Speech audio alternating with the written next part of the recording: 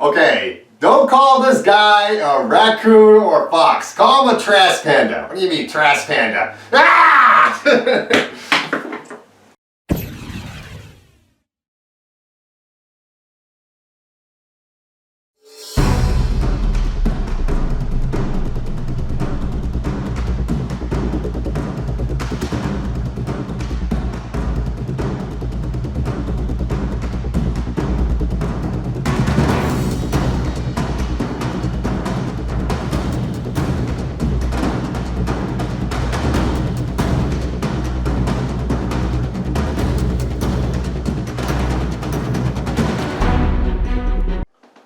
Guardians of the Galaxy, Volume 2, directed by James Gunn, starring Chris Pratt, Zoe Saldana, Dave Bautista, Bradley Cooper, Vin Diesel, Michael Rooker, Kurt Russell, Elizabeth Debicki, Karen Gillan, and Sean Gunn, James Gunn's brother.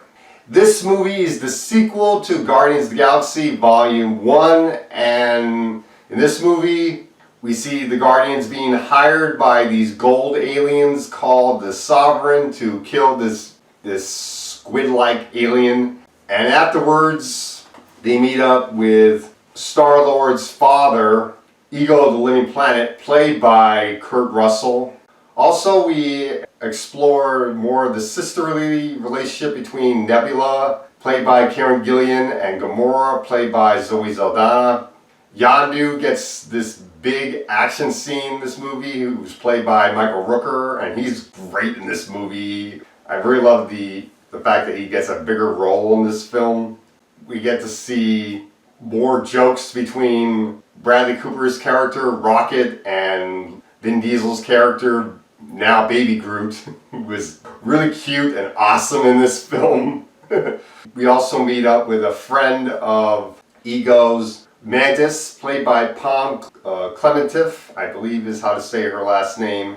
What her abilities are: she's an empath that has the ability to read feelings, which I thought was very cool, and I did like her character.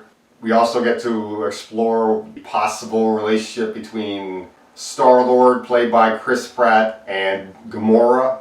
And I just have to say, I really did like this movie. Now, the first movie was really a surprise hit. I really did like the first movie, and it was such a great film, so I was very anxious for the sequel, and the sequel is really good as well. Now, it's not as good as the first one, but it's still a very good movie. Everybody does a really great job. The chemistry with this team is excellent. The chemistry between Gamora and Star-Lord is great. The villain known as Taserface, who's a side villain really, is really good in this film, and I did like Elizabeth Debicki's character, Aisha, who's the queen of the Gold People. She was really good in this film. And Kurt Russell's character, Ego, the Living Planet, was awesome. I really did like him. And then we have Dave Bautista as Drax. He is great in this movie too. Rockets was great in the movie, being played by Bradley Cooper. I did like him in the film.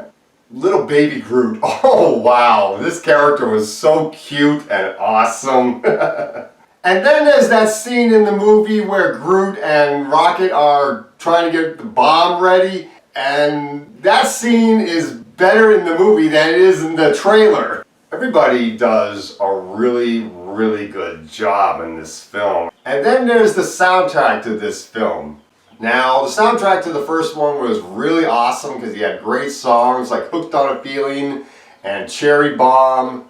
So I was hoping that the soundtrack to this one was going to be just as good. And I have to say that the soundtrack is a really good selection. I mean, it's not as good as the first soundtrack, but it is still very good. I mean, you got songs from the Electric Light Orchestra, Mr. Blue Sky, you got Fox on the Run by Sweet, and Father and Son by Cat Stevens, which is a wonderful song. So it is a really great soundtrack. Just not as good as the first one, but I really did like the soundtrack to this so much that I bought it. I like the appearance of one of my favorite actors from my favorite science fiction show, Farscape, Ben Browder. He plays Aisa's lieutenant in the movie. He was pretty good in this film too. Just everybody in this movie does a really, really good job. James Gunn's brother Sean Gunn is really good in this movie as well. I really did like him, even though he wasn't all that good in The Belko Experiment. I liked him much better in this movie. Just everybody did a really good job. The flaws though with this movie is that there are probably a few too many subplots within this film. Because you have the gold aliens, and you have the whole subplot with the Ravagers, and the main plot between Chris Pratt and Ego the Living Planet, their father-son relationship. And it did seem like there was so much going on, and a couple times it did feel a little bit convoluted, but I really, really did like this movie. I definitely think people should check this movie out. I give this movie a B+, and there are quite a few after credits scenes in this movie. I think there's like 4 or 5. So stay after the credits when you watch this movie, of course. And that's all I gotta say for Guardians of the Galaxy Volume 2. Definitely check this movie out.